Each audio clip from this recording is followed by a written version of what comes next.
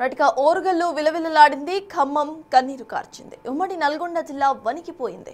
నాగర్ కర్నూల్ ప్రాంతం అంతా కూడా కన్నీరు మున్నీరైంది. ఉత్తర దక్షిణ తెలంగాణ ప్రాంతాలను ఎడాపెడా ముంచెత్తిన మోంతా తుఫాను ఫలితం ఇది.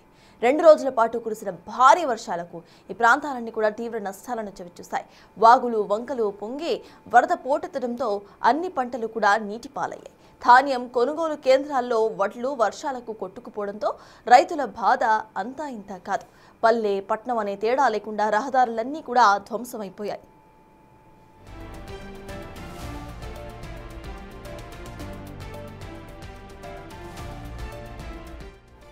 చారిత్రక ప్రసిద్ధి పొందిన వరంగల్ నగరాన్ని చుట్టూ ఉన్న చెరువులు వాగులు వరద చుట్టుముట్టుగా ఖమ్మం నగరాన్ని మున్నేరు ముంచేసింది.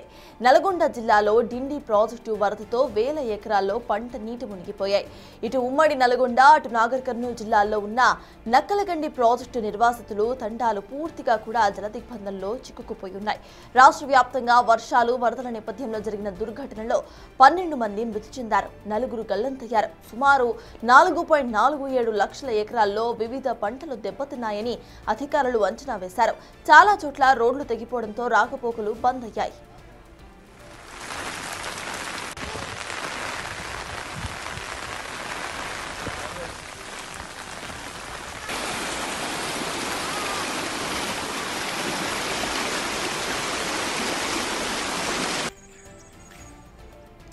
నాగర్ కర్నూలు జిల్లాలో వాగులు ఉప్పొంగి ప్రవహిస్తూ ఉండటంతో పలు చోట్ల రహదారులను మూసివేశారు. శ్రీశైలం టు హైదరాబాద్ జాతీయ రహదారి నంబర్ 765లోని ఇటు ఉప్పునుంతల మండలం పరిధిలో లత్తీపూర్ వద్ద డిండి వంతెన రహదారి మంగళవారం రాత్రి పాక్షికంగా దెబ్బతినగా బుధవారం ఉదయానికే 100 మీటర్ల మేర కొట్టుకుపోయింది.